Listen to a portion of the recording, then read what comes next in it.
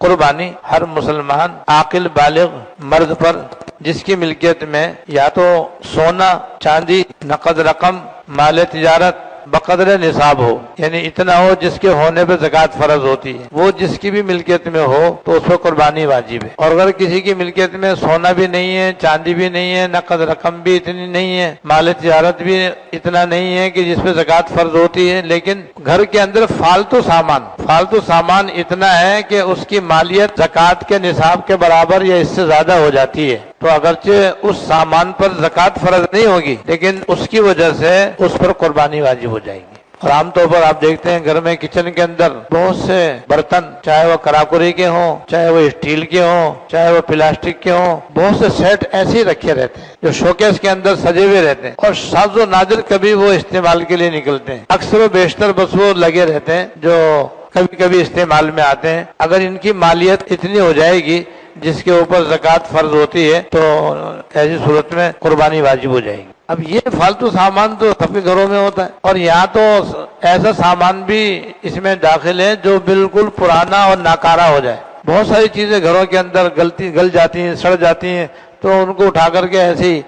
Store میں پھینک دیا جاتا ہے یا چھت کے اوپر ڈال دیا جاتا ہے، یا کہیں ایک کونے میں پڑا رہتا ہے، وہ گلتا رہتا ہے، اس کو نکالتے بھی نہیں ہیں لوگ، ہوتا ہے وہ بالکل بیکار، کسی کام کا نہیں ہوتا، وہ بھی قربانی کے نصاب کے اندر وہ بھی شامل ہے۔ اگر ایسا پرانا ساز و سامان اکٹھا کر کے اگر کباڑیے کو ہم دیں اور اس کی مالیت 52.5 تولہ چاندی کی مالیت کے برابر ہو جائے یا اس سے زیادہ ہو جائے تو اس میں کوئی زکوٰۃ فرض نہیں ہے، لیکن اس کی وجہ سے قربانی بھی واجب ہوتی ہے، فطرہ بھی واجب ہوتا ہے، زکوٰۃ فرض نہیں ہوگی اس کے اوپر، کیونکہ یہ مال زکوٰۃ ہے ہی نہیں۔ جب مال زکوٰۃ نہیں ہے تو زکوٰۃ اس میں فرض نہیں ہوگی، لیکن اس کے چونکہ یہ فالتو ہے اور ضرورت سے زیادہ ہے، لہذا ایسی صورت میں اس کی وجہ سے جس کی ملکیت میں یہ ہے اس میں قربانی بھی واجب ہو جاتی ہے، اور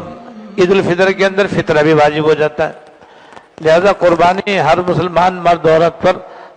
جس پر زکوٰۃ فرض ہے یا اتنی مالیت کا فالتو سامان اس کی ملکیت میں ہے جس کے ہونے سے زکوٰۃ آتی ہے، اس پر قربانی واجب ہے۔ اور یہ گھر کے جتنے بھی افراد ہیں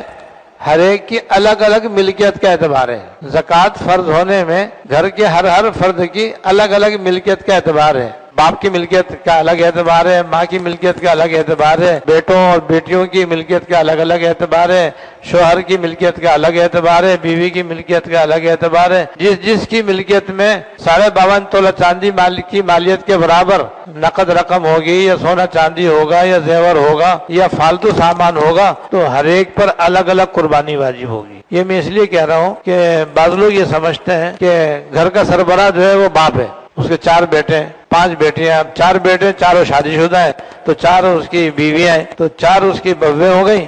4 اس کے بیٹے ہو گئے، 5 اس کی بیٹیاں ہو گئی، قربانی ایک کرے گا، باپ ایک قربانی کر لے گا، بس ایک بکرا لے آیا اور لا کر کے بس قربانی کر کے یہ سمجھتا ہے کہ سب کی طرف سے ادا ہو گئی۔ ارے بھائی اس طریقے سے تو سب کا فطرہ بھی ایک آدمی کے دینے سے ادا نہیں ہوتا، فطرہ بھی ہر آدمی پر اپنی طرف سے اور اپنی نابالغ کی اولاد کی طرف سے سب کی طرف سے واجب ہوتا ہے الگ الگ۔ لہذا اگر باپ ہے اور اس کے 4 بیٹے ہیں، 4 بیٹے چاروں نابالغ ہیں، بیٹے بھی نابالغ ہیں، بیٹیاں بھی نابالغ ہیں، تو 9 فطرے ہو جائیں گے۔ 4 لڑکوں کے فطرے ہو گئے، 4 لڑکیوں کے فطرے ہو گئے اور ایک اپنا فطرہ ہو گیا، تو 9 فطرے ہو گئے۔ تو ایک فطرہ وہاں پہ کافی نہیں ہے، 9 فطرے دینے ہوں گے۔ یہاں پر قربانی تو نابالغ اولاد کی طرف سے باپ پر واجب نہیں ہوتی ہے، لیکن باپ الگ ہے، بیوی الگ ہے، شوہر الگ ہے اور بیٹے الگ ہیں، بیٹیاں الگ ہیں، ہر ایک کی ملکیت کا اعتبار ہے۔ جس کی ملکیت میں بقدر نصاب مال ہوگا ہر ایک پر الگ الگ قربانی واجب ہوگی، سب کی طرف سے ایک قربانی کافی نہیں۔ یہ غلط فہمی دور کرنا چاہتا ہوں میں۔ لہذا سب کو چاہیے کہ اپنے اپنے حساب سے اپنے قربانی کا واجب ہونے کا خیال کریں، جس پر قربانی واجب ہے وہ سب اپنے اپنی قربانی کرنے کا اہتمام کریں۔